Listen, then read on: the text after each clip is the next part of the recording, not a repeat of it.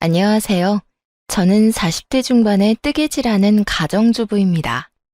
평소 작업을 하며 즐겨 듣는 사연 열차에 제 사연이 소개된다고 하니 벌써부터 떨려오는데요. 큰 용기를 내어 사연을 보내니 잘 들어주셨으면 좋겠습니다. 그러면 뜸들이지 않고 시작해 볼게요. 저와 남편은 시댁에서 살고 있었어요. 부끄럽지만 저희가 모시고 산다는 것보단 저희가 얹혀 산다는 말이 맞는 상태였어요. 처음부터 저희가 시댁에 얹혀 산 것은 아니었어요. 신혼 때는 저희도 저희만의 보금자리가 있었고, 저 역시 회사 생활을 하고 있었어요. 그런데 남편의 하던 가게가 점점 바빠져 일손이 필요해졌고, 전 남편을 돕기 위해 회사를 그만두고 남편의 가게에서 일을 하게 되었어요. 하지만 그 바쁜 것도 잠시 갑작스럽게 코로나 시국이 시작되었고 다들 아시다시피 가게들은 하나둘씩 망해가기 시작했죠. 저희도 그 여파를 피해가지 못했고 결국 1년 가까이 적자를 내던 가게를 폐업하게 되었습니다. 생활고는 물론이고 그간 모았던 돈까지 다 까먹은 상태였던 터라 앞날이 막막했고 그런 저희에게 시어머니가 손을 내밀어 주어 시댁으로 들어가게 된 것이었죠. 두 사람 잘 듣거라. 살다 보면 이런 일도 있고 저런 일도 있는 거야. 그러니까 너무 낙담하지 말고 우리 집에서 지내면서 천천히 다음을 기약해 보자꾸나. 어머니, 감사해요. 제가 더 열심히 살아볼게요. 어머님, 저도 정말 감사해요. 시아버지가 돌아가시고 시어머니 혼자 있던 터라 시어머니는 오히려 저희의 합가를 반겨주는 눈치였고 그렇게 저의 시댁살이가 시작되었어요. 남편은 그날부터 닥치는 대로 일을 하기 시작했습니다. 배달, 일용직, 택배까지 할 수 있는 일은 그게 뭐든 하루도 쉬지 않고 일을 하며 다시 일어서기 위해 부단히 노력했고 저 역시 뭐라도 할 수 있는 일을 찾고 있었어요. 모든 것이 희망적이지 않은 상황에도 힘이 되었던 것은 시어머니의 보살핌과 응원을 받았다는 것이었는데 그마저도 대기업을 다니던 서방님이 결혼하며 바뀌어가기 시작했어요. 동서는 꽤 부유한 집안에서 자란 자영업을 하는 사람이었는데요. 코로나의 직격탄을 맞아 폐업까지 하게 된 저희와는 달리 동서는 친정 도움을 받아 그 위기를 무사히 넘겼다고 하더군요. 동서는 살면서 고생이란 해보지 않은 사람처럼 맑고 눈치라곤 전혀 보지 않는 사람이었는데 그런 동서의 태도에 어이가 없었던 적이 한두 번이 아니었습니다. 형님, 이번 아버님 제사 때 저 바빠서 준비는 못할 것 같아요.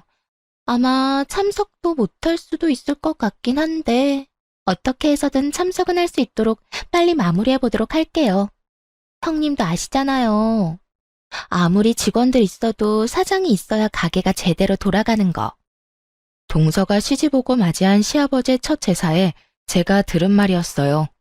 그것도 온 식구들이 다 듣는 곳에서 저렇듯 통보하듯 저에게 말하더라고요. 예의상이라도 죄송하다는 말 한마디 정도는 할 법도 한데 동서는 저에게 조금의 미안한 기색도 없어 보이더라고요. 여기까지만 해도 어이가 없는데 더 기가 막힌 건 시어머니의 반응이었어요. 들어보니 일리 있는 말이구나. 둘째는 제사 때 시간 맞춰 참석만 하려무나. 준비는 첫째가 다 하면 되니 그런 걱정은 하지 말고 말이야. 이 말을 듣는 제가 왜 기가 막힌 줄 아세요? 동서가 온갖 일을 저에게 다 떠넘겨서가 아닙니다. 물론 동서의 태도도 어이가 없고 기가 막혔지만 제가 정말 기가 막혔던 건 시어머니의 달라도 너무 다른 태도 때문이었어요. 다른 건 몰라도 시아버지의 제사만큼은 유난히 정성을 쏟았던 시어머니는 제가 시집을 오고 맞이한 시아버지의 첫 제삿날 이런 말을 했었어요. 요즘 너랑 네 남편이랑 하는 가게 바쁜 거 다 안다. 손님이 많아서 알바생을 더 늘린다는 이야기도 들었고. 그래도 말이다. 시집 오고 처음으로 모시는 네 시아버님 제사인데 네가 와서 하나부터 열까지 준비해야 하지 않겠어? 가게 때문에 신경 쓰이면 가게 문을 하루 닫더라도 꼭 네가 와서 다 준비하거라. 저에겐 이렇게까지 말한 시어머니가 동서에겐 저리도 너그러운 말들을 하고 있으니 제가 기가 막히고도 남지 않겠어요? 그리고 그 뒤로 이어진 두 사람의 대화는 저를 깔보고 있는 동서의 마음을 확신하게 해주었어요. 그런데 요즘도 그렇게 바쁘니? 뉴스 보니 자영업하는 사람들 너도 나도 곡소리 난다고 하던데 너는 그렇지 않아? 네, 저는 나름대로 잘 되고 있어요. 제가 열심히 하는 것도 있긴 하지만 어려울 땐 친정에서 도움을 주시기도 해서 큰 어려움 없이 잘 헤쳐나가고 있어요. 형님 친정도 형평만 좀 좋았다면 그렇게 망하는 일은 없었을 텐데. 아, 그러니까 형님네가 가난하다는 말이 아니라 가게 망하고 시댁에 얹혀 사는 게 안타깝고 속상해서 하는 말이니 너무 기분 나빠하지 마세요, 형님. 이 말을 도대체 어떻게 들으면 기분 나쁘지 않게 들을 수 있는 걸까요? 한동안은 이런 동서의 화법 때문에 마음고생을 참 많이 했습니다. 매번 사람 기분은 상할 대로 다 상하게 만들어 놓고 마지막엔 꼭 제 생각을 해서 그랬다고 하니까요. 하지만 당하는 것도 한두 번이지 가끔 만나는 동서에게 딱 1년 당하고 나니 저도 가만히 당하고만 있을 순 없더라고요. 제가 돈이 없지 자존심이 없는 건 아니었으니까요. 다시 돌아온 시아버지의 제사. 동서는 마찬가지로 참석만 하겠다고 저에게 말을 꺼내왔고 전 시어머니가 또다시 그런 동서를 두둔하고 나서기 전에 재빠르게 동서에게 말을 꺼내기 시작했어요. 네, 조금 바쁘긴 해요. 알바생이 자꾸 바뀌어서 믿고 맡길 수도 없긴 하고요. 아, 그래? 하긴 그렇긴 하겠다. 동선의 가게가 손님은 없어서 일하기는 편한데 사장 성격이 지랄이라서 알바생들이 버티기 힘들다고 소문났더라고. 아, 지랄이라는 말은 내가 아니라 동선에서 알바했던 애들이 알바 후기에 남긴 말 그대로 쓴 거니까 오해하지 마. 시어머니는 제가 집에서 온 집안일을 다 하길 바라면서도 돈은 벌어오길 바랬고 제 경력에 재택근무로 할 수 있는 일은 없었기에 여기저기 일을 알아보고 있었죠. 그러던 중 알바 후기를 보게 되었고 그곳에서 동서의 가게가 알바생들 사이에선 악명 높은 곳이란 걸 알게 되었죠.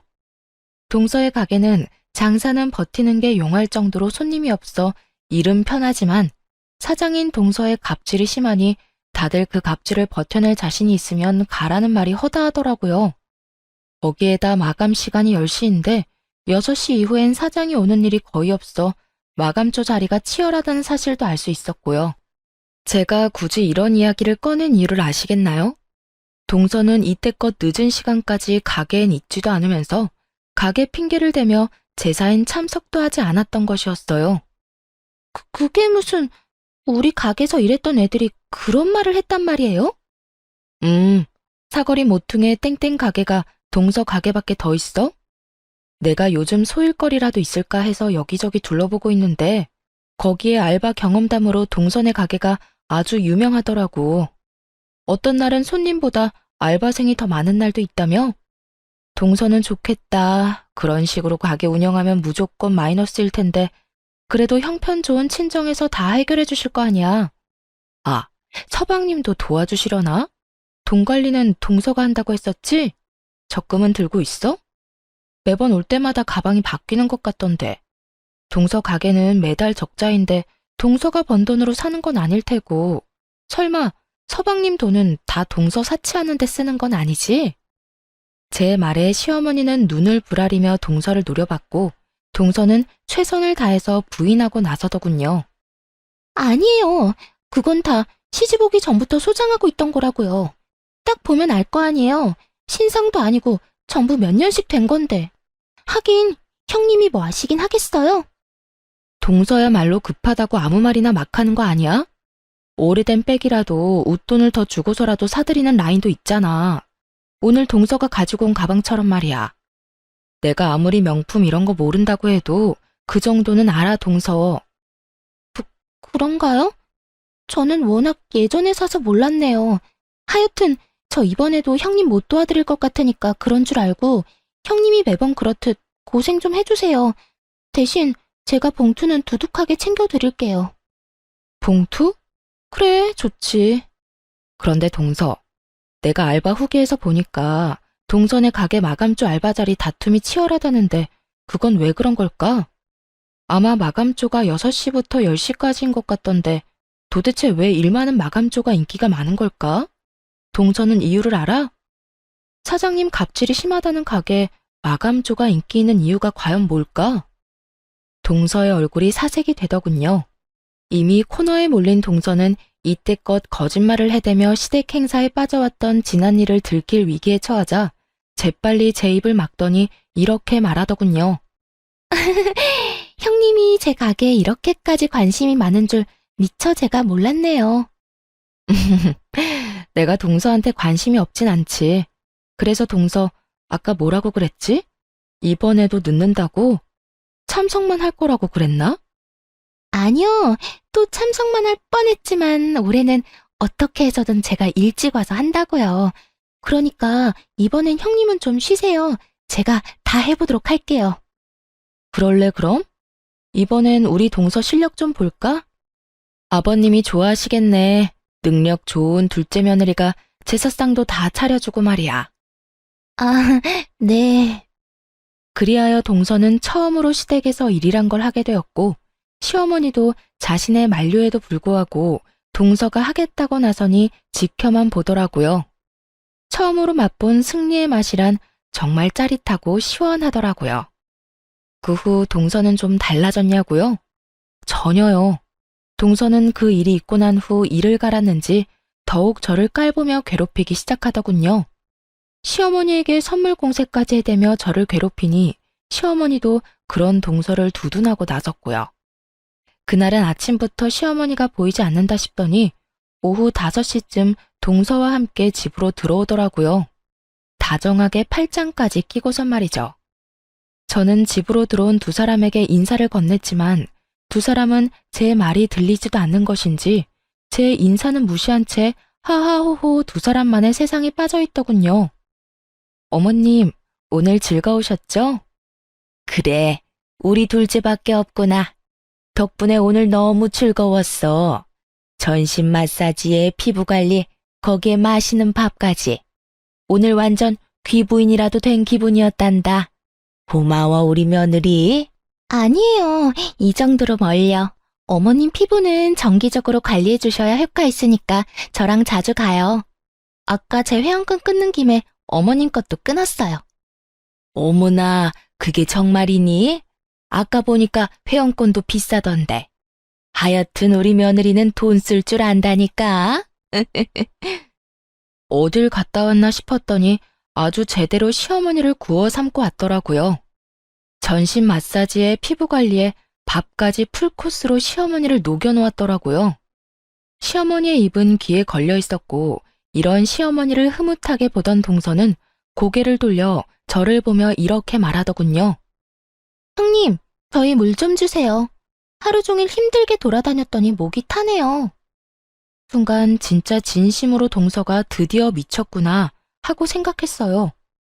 아무리 시어머니의 신음을 한 몸에 얻고 있다고 한들 어떻게 손윗사람한테 물 심부름을 시킬 수가 있는지 제 상식에선 이해가 되지 않았거든요. 제가 동서의 말에 너무 황당해 버벅거리는 사이 동서는 저를 재촉하기 시작했고 동서가 짜증을 낸다 싶으니 시어머니까지 나서 물 심부름을 시키더라고요. 형님, 못 들었어요? 물 좀 달라고요. 물 달란 지가 언젠데 아직 가만히 서 있대? 물 기다리다가 목말라 죽겠네. 그러게, 첫째야, 물 좀 가지고 오라고 하지 않니? 얼른 가서 물 좀 떠오거라. 나도 물 좀 먹어야겠다.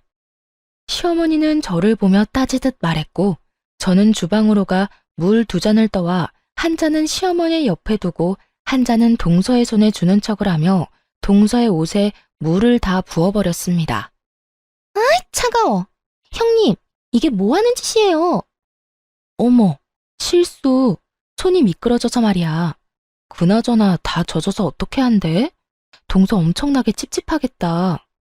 정말 실수였냐고요? 그럴 리가요. 제가 미쳤다고 저 얄미운 동서 입에 들어갈 물을 떠다 주겠어요? 저는 시어머니의 말이 떨어지자마자 물을 확 부어 버려야겠다고 생각했고 그냥 동서의 머리에 부어버리기엔 너무 티가 날 것 같아 건네주며 일부러 손에서 놓쳐버렸던 거죠.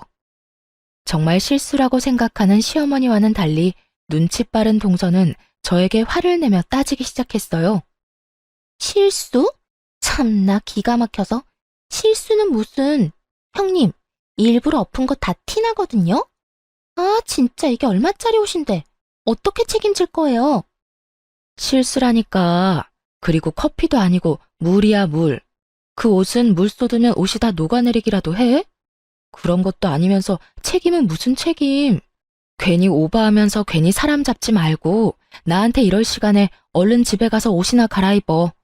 아니면 내 옷이라도 줄까? 아니면 어머님 옷이라도 줘? 동서는 제 말에 그저 씩씩거리기만 할 뿐이었어요. 평소 온몸에 명품을 감고 사는 동서인데 제 옷이나 시어머니 옷을 입고 싶지는 않았을 것이고 그저 씩씩거리던 동서는 젖은 채로 집에 간다며 신경질적으로 시댁을 나서더군요. 그런 저를 보며 시어머니는 혀끝을 찼고요. 그러거나 말거나 저는 참 통쾌했습니다. 하지만 그날 이후 시어머니는 본격적으로 동서 편만 들기 시작했고 처음엔 동서가 오는 날에만 스트레스를 받았는데 시간이 지날수록 동서가 오지 않는 날에도 스트레스가 쌓여갔어요. 우리 둘째는 정말 싹싹하지 않니? 이번엔 글쎄 내 화장품까지 싹 다 바꿔주더라니까. 내 나이엔 고급 라인을 써줘야 한다고 말이야. 통도 얼마나 큰지 내가 아주 우리 둘째 며느리 때문에 호강한다니까. 그러게요. 어머님 좋으시겠어요. 좋다마다. 내가 며느리 덕에 이런 호강을 다 누리게 될 줄은 몰랐는데 내 아들이 다른 건 몰라도 장가 하나는 정말 끝내주게 잘 갔지. 그렇고 말고. 역시 내 아들이야.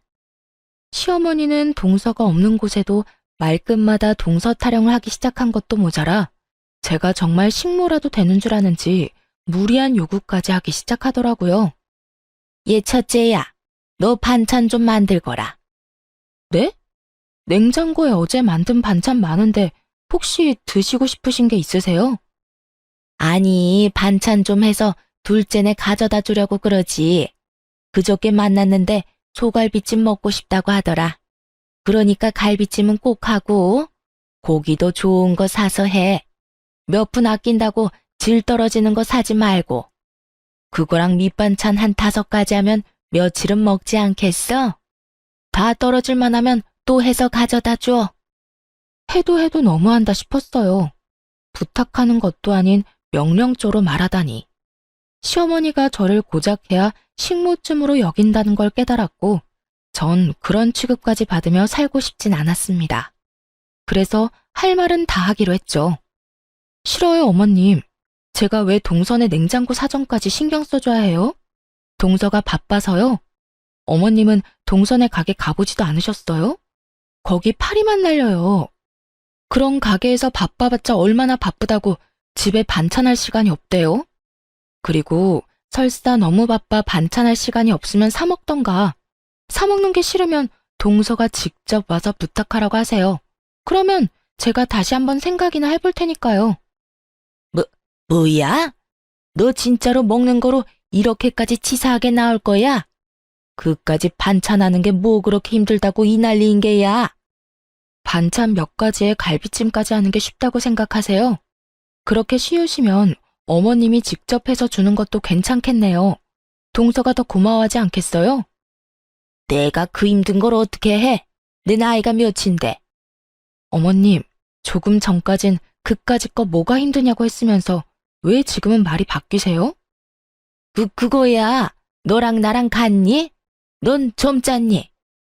그러니까 1살이라도 더 젊은 동서한테 직접 하라고 하세요. 저보단 동서가 덜 힘들 테니까요. 말을 하면 할수록 궁지에 몰린다 싶었는지 시어머니는 입을 다문 채 그저 저를 쏘아보더라고요. 전 그런 시어머니의 시선을 외면한 채 방으로 들어와 버렸고요. 그렇게 반찬 사건도 그냥 넘어가겠거니 했는데 어느 날부터 집에 반찬만 했다 하면 사라지는 일이 일어나더군요. 처음엔 그저 이상했는데 계속 그런 일이 반복되니 굳이 묻지 않아도 알 수 있었습니다. 시어머니가 저 몰래 갓 만든 반찬을 동선의 집으로 가져다 주고 있다는 사실을요. 화가 나기도 했지만 오죽했으면 노인네가 눈치까지 살펴가며 몰래 젖단지까지 할까 싶어 모른 척 해주고 있는데 눈치 없는 동서가 연락이 왔더군요. 형님, 이번 반찬은 왜 그렇게 한 거예요? 너무 짜서 먹지도 못했어요. 다음부턴 간 좀 제대로 맞춰주세요. 저흰 싱겁게 먹는 거 뻔히 알면서 이걸 먹으라고 보낸 게 맞아요? 하여튼 이번 반찬은 손도 못 대고 다 버렸으니까 그런 줄 알고 다시 만들어서 보내주세요. 동서, 그 반찬들 동서 먹으라고 만든 거 아니야. 우리가 먹으려고 만든 건데 어머님이 나 몰래 동서한테 가져다 주고 있었던 거라고. 그렇게까지 하는 어머님이 안쓰러워서 모른 척하고 있었더니 뭐가 어쩌고 저째? 그렇게 미각이 예민하면 직접 해먹어. 아니면 돈 주고 반찬 가게에서 사 먹거나. 어디서 버릇없이 다시 해내라 말아야? 다신 내 반찬 가지고 갈 생각도 하지 마. 알겠어? 전화를 끊고 나서도 화가 가라앉지 않더라고요. 건방을 떠는 것도 한두 번이지 정성스레 만든 제 반찬을 버렸다고 하는 것도 모자라 다시 해오라고 하는 동서의 말이 계속 귓가에 맴돌아 정말 몸이 다 떨려왔어요. 그런 제 모습에 남편이 무슨 일이냐고 물어오더라고요. 당시에 남편은 밤낮 없이 일하느라 집에선 쓰러지듯 잠만 자고 다시 가는 생활을 반복 중이었는데 그런 남편이 신경 쓰게 하고 싶지 않아 아무 말도 하지 않은 상태였죠. 날은 오랜만에 남편이 하루 쉬는 날이었고 하필 옆에서 통화 내용을 다 들어버린 것이었어요. 하는 수 없이 저는 그간의 일을 털어놓게 되었고 남편은 잔뜩 굳은 얼굴로 이렇게 말하더군요. 일단 알겠어. 그동안 맘고생 심했겠네. 얼마나 속상했을 거야. 이젠 내가 다 알았으니 내가 해결할게. 그러니까 조금만 더 참고 기다려줘. 난 괜찮으니까 너무 무리하지 마. 알겠지? 무리는 무슨. 내 걱정하지 말고 당신은 당신 마음이나 신경 써. 진작 나한테 말하지. 혼자 그걸 어떻게 참고 견뎠어? 하여튼 내가 빨리 집 알아볼게. 상황이 그렇게 되니 이때껏 혼자 소거리한 것이 조금 후회스럽더라고요. 진작 남편에게 털어놓고 상의했더라면 속이라도 편했을 텐데 싶어서요. 남편은 제게 말한 것처럼 바쁜 와중에도 부동산을 다니며 우리가 살 집을 알아보는 듯했고 전 그런 남편을 믿고 될 수 있으면 시어머니와 부딪히지 않고 지내고 있었어요. 그러던 어느 날 한동안 시댁에 잘 오지 않던 동서가 집으로 오더라고요. 동서는 집에 오자마자 저에게 건방진 묵례만 하고선 시어머니를 데리고 방으로 들어가 버리더군요. 그런 동서를 보며 또 무슨 일로 저러나 싶었는데 그 이유가 며칠 뒤에 밝혀졌습니다. 동서가 다녀가고 며칠 뒤 시어머니는 일을 끝내고 온 남편과 저를 불러 앉히고선 이야기를 꺼내기 시작했어요. 두 사람한테 미안한데 이제 이 집에서 나가서 살았으면 좋겠구나. 갑작스러워도 너무 갑작스러운 시어머니의 통보에 남편과 저는 당황스러웠어요. 물론 저희도 분가를 위해 집을 알아보고 있긴 했었지만 이런 식으로 갑자기 분가를 하게 될 거라고는 생각하지 못했던 터라 더욱 그랬죠. 남편은 최대한 진정시킨 목소리로 시어머니에게 물었어요. 네, 일단 그렇게 할게요. 그런데 왜 이렇게 갑자기 그런 말씀을 하시는 거예요? 혹시 무슨 일 있었어요? 그게 나 이제 둘째네 들어가서 살려고 그래. 둘째가 나 모신다고 이 집 처분하고 들어오라고 하더라. 동서가요? 동서가 어머님을 모신다고 했다고요? 그래. 둘째가 이제 자기 집에 들어와서 살라고 하더구나. 넓고 좋은 집에서 호강시켜준다고 하더구나. 내가 이 집에서 너희랑 산다고 해서 나한테 남는 게 있는 것도 없고 둘째가 그렇게 말할 때 이 집 처분하고 들어가려고 해. 동서와 둘이 무슨 이야기를 나누었나 했더니 이거였더라고요. 시어머니는 이미 부동산에 집까지 내놨다고 했고 전 이 모든 상황이 의심스러웠어요. 제가 아는 동서는 저를 골탕 먹이기 위해 시어머니에게 잘하는 것뿐 시어머니를 모시고 싶어 할 위인이 아니었거든요. 제사 모시는 것, 명절 지내는 것, 하물며 시어머니 생신도 챙기기 싫어 이런 핑계 저런 핑계를 대가며 겨우 얼굴만 비치고 선물 공세만 펼치던 동서가 시어머니 호강을 위해 시어머니를 모신다? 그건 정말 말도 안 되는 것이었죠. 하지만 이런 제 생각과는 달리 시어머니는 동서의 말을 찰떡같이 믿는 듯했고 저와 남편에게 언제까지 나갈 거냐고 묻더라고요. 그래서 하는 말인데 하루라도 빨리 집에서 나가줬으면 좋겠구나. 너희 나가고 나면 나도 짐 정리 다 해서 바로 둘째내로 들어갈 거니. 대략 언제쯤이면 나갈 수 있겠니? 내일 부동산 가보고 적당한 집 있으면 바로 이사할 테니 걱정하지 말고 짐 정리 시작하세요. 그런데 어머니, 혹시 집 처분한 돈은 어떻게 하실 건가요? 혹시 재수 씨 주는 건 아니죠? 남편의 말을 듣는데 설마 싶더라고요. 그러면서도 드는 생각이 어쩌면 그럴 수도 있겠다 싶더군요. 그날 동서와 시어머니는 방에서 꽤 긴 시간 동안 이야기를 나누었고 중간중간 시어머니의 놀란 소리나 탄성 소리 등이 들려왔었거든요. 하나둘 퍼즐이 맞춰가는 순간 시어머니는 말까지 더듬으며 일단 부인을 하고 나서더군요. 뭐라고? 내가 그 돈을 왜 둘째를 줘? 내가 따로 가지고 있을 거니 내 돈 걱정은 하지 말고 너희나 걱정해. 혹시 나한테 돈 내놓으라고 하려고 그러니? 혹시나 하는 말인데 그 돈 내 노후 자금이다. 절대 못 내주니 너희 살 길은 너희가 알아서 찾거라. 그럴 생각도 없어요. 저희도 저희가 살 집 구할 능력 정도는 충분히 되는데 왜 어머니 돈을 욕심내겠어요? 그저 걱정되어서 그랬어요. 걱정? 무슨 걱정? 혹시나 그 돈 재수 씨한테 투자했다가 잘못되기라도 하면 가족도 잃고 돈도 잃을 수 있으니 조심하시라고 말해주려고 했죠. 설사 그런 일이 있더라도 내 돈이니 너는 상관하지 말거라. 자꾸 돈 이야기 꺼내면 내 입장에선 네가 내 돈 노린다고 생각할 수밖에 없어. 그러니까 그만해. 그런 거 아니라고 방금도 말했잖아요. 정말 걱정되어서 한 말인데 왜 그렇게 화를 내세요? 그러니까 내 돈 걱정을 네가 왜 해? 집도 절도 없어서 내 집에서 이때껏 얹혀 산 주제에. 하여튼 너랑 이래서 이야기도 하고 싶지 않은 거야. 너랑 이야기만 했다 하면 좋던 기분도 나빠진다. 얼른 들어가. 이사 갈 날 정해지면 말해주고. 저 역시 마찬가지예요. 예전부터 늘 이런 식이었어요. 대기업 다니는 둘째만 아들 취급하시고 제 말은 늘 무시하고. 그래도 저희 힘들 때 흔쾌히 들어와 살라고 해주셔서 이제 저한테도 마음의 문을 열었나 했더니 그것도 제 착각이었나 보네요. 어머니 말대로 앞으로는 어머님 일에 아무 상관도 하지 않을 테니 나중에 후회하지 마세요. 감정이 많이 상한 남편은 방으로 들어가 버렸고 저 역시 남편을 따라 방으로 들어갔죠. 방에서 저희가 대화를 나눠본 결과 시어머니는 동서에게 돈을 주는 것이 거의 확실해 보였죠.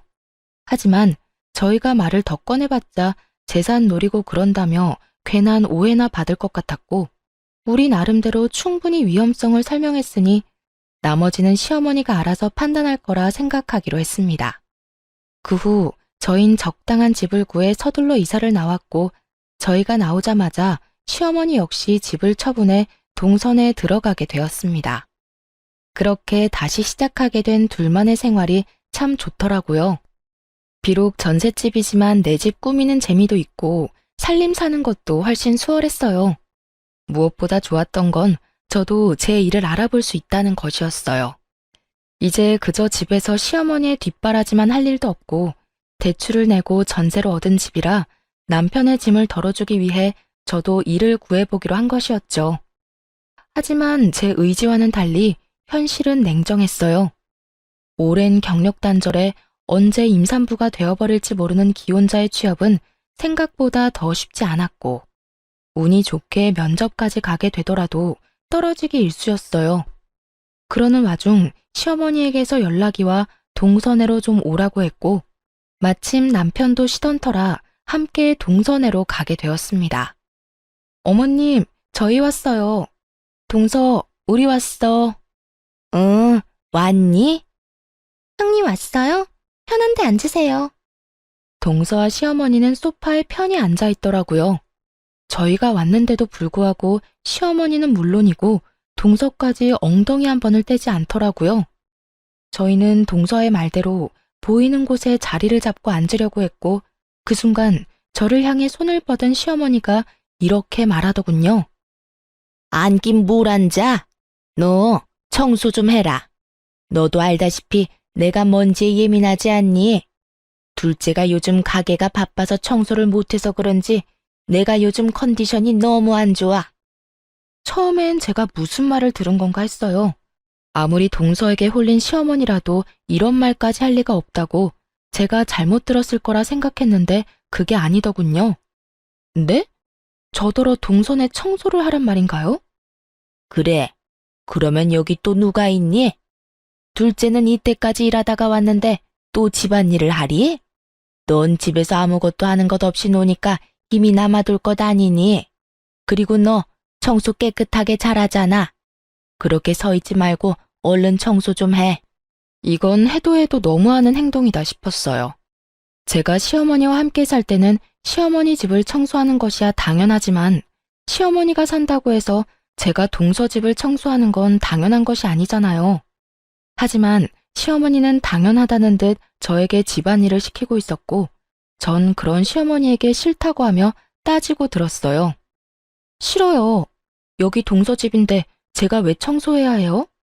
제가 힘이 남아 돈다고요? 제가 청소를 잘해서 그렇다고요? 어머님, 제가 설사 힘이 남아 돌고 청소를 엄청나게 잘한다고 해도 동서 집은 절대로 청소할 맘 없으니까 정 집이 더러워서 힘들면 돈 주고 청소업체 부르세요. 동서, 돈도 많은데 청소업체 좀 불러드려. 괜히 이딴 일로 사람 오라가라 하지 말고. 동서도 참 생각이 없다. 어머님이 이런 말도 안 되는 생각으로 날 부르는 거 알았으면 동서라도 말렸어야지 뭐 했어? 아님, 동서가 부추겼어? 형님은 오라고 하면 올 테니까 오거든 청소나 시키세요. 하고 동서가 부추겼냐고. 저는 한 번에 두 사람에게 질책을 쏟아냈고 동서는 전곡을 찔려 얼굴만 붉힌 채 아무 말도 하지 못하고 있었고 시어머니가 나서 저에게 화를 내더군요. 너 무슨 말을 그따위로 하는 거야? 왜 꾸준 둘째를 잡아? 내가 불렀고 나 혼자 청소시킨 거니 둘째한테 뭐라고 하지 마라. 그리고 시부모 있는 집이 시댁인 거지 어딘 내 앞에서 훈육질이야? 넌 그냥 내가 하라고 하면 되는 거야. 그러니까 잔말 말고 청소나 해. 어디 능력도 없어 제대로 된 일자리 하나 없는 게 누구 보고 생각이 있다 없다를 논해? 자기 분수를 알아야지. 참 할 말이 없더군요. 아니, 정확히는 떠오르는 말이 욕뿐이라 마땅한 말을 고를 수가 없는 상태였어요. 그렇게 열심히 할 수 있는 말을 골라내는 사이 남편이 화가 단단히 났는지 시어머니에게 화를 내며 따지고 들더군요. 어머니, 이 사람한테 그딴 식으로 말하지 마세요. 이 사람 저만 안 만났으면 멀쩡히 회사 생활 잘하면서 남들처럼 떵떵거리면서 살았을 거라고요. 저 돕는다고 회사 그만두고 가게 하다가 잘못돼서 이렇게 돼버린 것도 미안한데 어머니까지 그렇게 말해야 하겠어요? 남편은 시어머니의 언행을 지적하며 저를 감싸주기 시작했고 그런 남편의 태도에 시어머니는 어이가 없다는 듯 삿대질까지 하며 언성을 높이기 시작했어요. 아니, 이 녀석이 지금 누구한테 소리를 질러대는 거야? 내가 네 부모다. 내가 널 낳아준 엄마라고. 그런데 감히 내 앞에서 네 마누라 편이나 든다고 나한테 소리를 질러? 오죽했으면 이러겠어요. 사람 무시해도 정도가 있지. 어떻게 손 아래 사람 집 청소를 시킬 수가 있어요. 앞으로 이런 일론 연락도 하지 마세요. 아니, 앞으로는 어머니가 사랑하는 둘째 아들, 둘째 며느리랑만 사세요. 괜히 밉고 싫은 저희한테 연락하지 말고요. 뭐야? 너 지금 연이라도 끊자 이 말이야? 그렇게 받아들이셨다면 그렇게 해도 되고요. 어차피 저한테나 이 사람한테나 관심도 애정도 없잖아요. 남편은 시어머니의 눈을 똑바로 바라보며 말했고 그런 남편을 보던 시어머니는 피식거리며 콧방귀를 뀌더니 남편의 말에 한술 더 보태 말하기 시작하더라고요. 그래? 그러면 그렇게 하자. 너 앞으로 나한테 연락도 하지 말거라. 살다가 힘들어도 나한테 연락하지 마라. 난 이제 너 같은 아들 없다. 내가 죽었다고 해도 장례식장에도 오지 말거라. 홧김에 하는 말 아니니 오해 같은 거 하지도 말고 아예 부모 없다고 생각하고 살아. 그렇게까지 말해주니 마음이 한결 가볍네요. 그러면 잘 사시고 건강하세요. 남편과 저는 집으로 돌아왔고 그 뒤론 시댁 식구들과 연락도 하지 않고 살았어요. 여전히 전 취업을 위해 열심히 노력하고 있었지만 역시나 취업은 되지 않았고 여러 가지 고민하던 중 제가 시간 날 때마다 만든 뜨개질 제품을 온라인에 팔기 시작했습니다. 그러면서도 일자리는 계속 찾고 있었는데 잊고 지냈던 동네 어플에서 동서 가게 이야기를 또 보게 되었어요. 그건 다름 아닌 동서의 가게가 결국 망해버렸다는 글이었는데 무슨 일인지는 모르나 가게로 빚쟁이들이 찾아오고 한바탕 난리가 났었다고 하더라고요. 여보, 동서 가게 망했나 봐. 나 요즘 일자리 찾아본다고 어플 찾아보는데 거기 알바 후기가 있거든? 거기에 동서 가게에서 일하던 직원이 후기 썼는데 거기 망해서 빚쟁이들까지 찾아왔다나 봐. 이게 다 무슨 일이야? 그러게. 빚쟁이까지 왔다는 거 보면 상황이 심각하다는 건데 어쩌다 그렇게까지 된 거지? 그러니까 어머님 돈도 동서 다 줬을 텐데 그 돈도 다 날린 거 아니야? 동서네는 그렇다 쳐도 어머님은 어떻게 해? 그런 걱정을 왜 해? 알아서 하겠지. 당신 혹시나 어머니한테 연락이 와도 연락 딱 끊어? 괜히 약한 모습 보이지 말란 말이야. 전 알겠다고 했고 남편의 예상대로 시어머니에게서 연락이 오더라고요. 1년 만에 연락이 와서 당당하게 꺼낸 시어머니의 말은 정말 가관이었습니다. 부모 영 끊고 잘 살고 있니? 어머님, 모르는 사람이 들으면 저희가 일방적으로 영 끊어낸 줄 알겠어요. 장례식장에도 오지 말라고 하면서 딱 잘라낸 건 어머님이잖아요.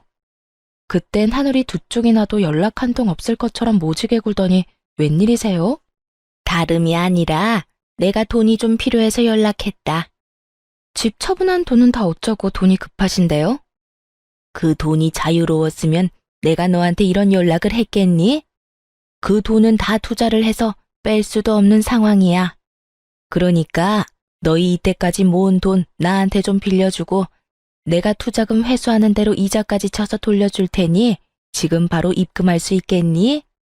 제가 시어머니에게 빚진 것도 아닌데 마치 빌려준 돈 받아가는 사람처럼 당당하더라고요. 그런 시어머니에게 잠시나마 안쓰러운 감정을 느꼈던 제가 얼마나 한심했나 모릅니다. 전 더는 시어머니가 저를 이딴 식으로 대할 수 없게 좀 더 단호하게 말하기로 했어요. 저희 그런 돈 없어요. 뭐야?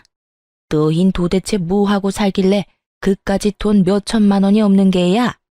하긴 가장은 변변한 직장도 없이 일용직이나 하고 다니고 능력 없는 마누라는 집에서 밥이나 축내고 있으니 그런 돈이 있을 리가 없겠지. 혹시나 했던 내가 바보였어. 그나저나 넌 언제까지 그렇게 놀고 먹을 거니? 정 안 되면 너도 일용직이라도 나가서 한 푼이라도 더 벌어봐. 그렇게 살아서 어디 살림이라도 나아지겠니? 시어머니는 저를 깔아뭉개는 많은 말들을 서슴없이 쏟아내고 있었고 저 역시 시어머니의 말을 들으며 분노가 폭발하고야 말았습니다. 어머님, 제가 그까짓 몇 천만 원이 없는 게 아니라 어머님을 빌려줄 그런 돈이 없다는 말이었어요. 뭐야? 너 지금 이 시험이 놀리는 게야? 너 지금 나랑 말장난해? 제가 왜 어머님이랑 장난 같은 걸 하겠어요. 시간 남아도는 것도 아닌데요. 그리고 저요, 어머님 돈 동서한테 다 넘긴 거 알고 있어요. 거기에다 그 돈까지 투자한 동서 가게 확 망해버린 것도 알고 있고요. 시어머니는 당황하기는커녕 더욱 당당하게 돈을 요구하더라고요. 차라리 제가 다 알았다는 것이 다행이라는 듯이 말이죠. 그래? 다 안다니 이야기가 더 쉽겠네. 오히려 더 잘 됐어. 너도 알다시피 둘째내가 요즘 좀 어렵다. 그래서 나도 어려워졌고. 부모가 이렇게 힘든 상황이면 자식인 너희가 날 도와야 하지 않겠니? 다른 때는 몰라도 힘들 때 가족이 돕지 않으면 누가 도와주겠어? 너희 힘들 때도 내가 도와주지 않았니? 그러니까 당장 있는 돈 다 보내거라. 참 당황스럽기도 화가 나기도 하더라고요. 시어머니가 저희가 힘들 때 선뜻 합가를 권해주신 건 사실입니다. 그 마음은 지금까지도 감사하게 생각하고 있고요. 그런데 저희는 그 힘든 형편에도 시어머니가 원하던 과한 월세와 함께 두 사람 몫의 생활비까지 다 들이며 살았어요. 결코 그저 얹혀 산 것이 아니었어요. 거기에다 집안 살림부터 시작해서 시어머니의 식모 노릇을 하며 살았으니 저흰 할 만큼 했다는 생각을 합니다. 이런 사실을 시어머니는 까맣게 잊은 듯 하길래 전 시어머니에게 저희가 그저 얹혀 산 것이 아니란 걸 말해주었어요. 어머님, 그때 도와주신 건 지금도 감사하게 생각하고 있어요. 그런데 어머님, 저희 매달 월세 생활비도 빠지지 않고 드렸고 지난 몇 년 동안 제가 그 집에서 식모살이 한 것만으로도 은혜는 다 갚았다고 생각해요. 그러니까 그때 일 여기에 갖다 붙이지 마세요. 전혀 다른 문제니까요. 그리고 그렇게 도움이 필요하면 저 말고 동서한테 말하세요. 돈은 동서한테 다 쓰고 도움은 저한테 받으려고 하지 말고요. 제 말에 시어머니는 노발대발 화를 내며 상처가 될 말을 고르고 골라 모진 말을 쏟아대더라고요. 하지만 그런 말로 더는 상처를 받지도 않았고 무엇보다 당하고만 있을 저도 아니었죠. 너 진짜 이렇게 나올 거야? 둘째네 상황 뻔히 안다는 애가 그런 말을 하고 싶어? 둘째가 나를 도울 상황이 됐으면 내가 너한테 이딴 전화나 하고 있겠어? 생각이 짧은 거니 아니면 그냥 머리 자체가 나쁜 거니? 그러는 어머님은요? 생각이 짧은 거예요? 아니면 머리가 나쁜 거세요? 아니, 두 가지 다 일려나? 저한테 어떻게 했고 남편한테 무슨 말까지 했는지 아직까지 기억에 생생한데 저희가 도와줄 거라 생각했어요? 이렇게 저한테 전화해서 화내도 제 주머니에서 10원 한 푼 나오지 않을 테니까 그런 줄 알고 다신 연락하지 마세요. 전 그대로 전화를 끊어버렸고 시어머니의 전화를 받지 않았어요. 알아보니 동서의 친정이 망해버렸다고 하더라고요. 동서가 시어머니를 자신의 집으로 데리고 갈 땐 이미 친정은 망해가고 있었고 동서는 다들 예상하다시피 시어머니의 재산을 탐내고 데리고 간 것이 맞았단 것이었죠. 동서의 술수에 속아 넘어간 시어머니는 집을 처분한 돈뿐만 아니라 품고 있던 돈까지 다 동서에게 넘겨버렸고 그 돈으로 동서는 가게에서 나는 적자를 막았던 것이었고요. 친정도 망한 와중에 시어머니의 돈까지 끌어다 썼으면 그제라도 정신을 차리고 열심히 살아야 할 동서는 그저 사치를 부리며 살았다고 하더라고요.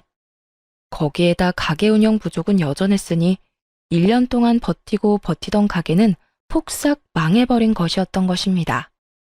시어머니가 제게 연락을 해 돈을 빌려달라 했을 땐 이미 동서 내외는 이혼 소송 중이었고 시어머니는 그 집에서 쫓겨나 혼자 월세살이를 할 때라는 걸 알 수 있었어요. 그런 와중에도 저에게 자존심을 세우느라 월세방 사는 자신의 불쌍한 처지는 한마디도 하지 않고 끝까지 당당한 태도로 저에게 돈을 뜯어가려고 했던 것이었죠. 애초에 갚을 마음도 능력도 되지 않으면서 말이죠. 저는 이런 모든 사실을 남편에게 알려주었어요. 여보, 요즘 어머님 월세살이 한다고 하더라. 동서 가게만 망한 게 아니라 친정까지 망해서 빚쟁이들한테 쫓기다시피 한다나 봐. 서방님은 이혼 소송 중이고. 그래서 나한테 돈 빌려달라고 했나 봐. 당신 어머님 저대로 둬도 괜찮겠어? 안 괜찮을 건 뭐 있어? 어머니 한 말 잊었어? 본인 장례식장에도 오지 말라고 했잖아. 나 어머니한테 남은 정도 없고 감정도 없어. 어머니가 월세살이를 하든 길바닥에 나 앉았든 나하고는 상관없는 일이라고 생각하면서 살 거야. 그런 일은 없겠지만 혹시나 이제 와서 어머니가 잘못했다고 싹싹 빌어도 받아줄 생각 없으니까 당신도 그렇게 알고. 더는 그쪽으로 신경 쓰지 마. 알겠어. 난 다 상관없는데 혹시나 당신 마음 안 좋은데 괜히 나 때문에 이러지도 저러지도 못하나 싶어서 물어본 거야. 다 알아, 당신 마음. 그런데 있잖아, 여보. 나는 어머니보다 당신이 더 중요해. 어머니가 당신한테 그렇게 함부로 대하고 상처 주는 거 두 번 다신 보고 싶지 않아. 그러니까 어머님 신경 이제 쓰지 말고 우린 우리끼리 잘 살자. 전 알겠다고 했고 그 후론 그쪽으론 신경 안 쓰고 살았던 것 같아요. 시어머니에게서도 연락이 오지 않았고요. 가끔 서방님에게 연락이 오곤 했는데 동서와 이혼을 하고 난 후 시어머니를 모셔보라고 했지만 이미 동서와 살며 씀씀이가 커질 대로 커진 시어머니를 도저히 감당하지 못해 서방님 역시 연을 끊고 산다고 하더라고요. 시어머니는 여전히 월세살이를 하며 청소 일용직을 다닌다고 했고요. 뭐 그마저도 일하는 사람들과 다퉈 쫓겨날 수도 있다는 이야기도 들을 수 있었네요. 남편과 저는 잘 지내고 있습니다. 남편은 여전히 어떤 일이든 열심히 하고 있고 전 다른 사연에서 듣던 것처럼 대박이 나진 않았어요. 하지만 여전히 꾸준히 노력하며 지내고 있고 그 덕분인지 제가 만든 상품을 팔아 꾸준히 생활비 정도는 벌고 있답니다.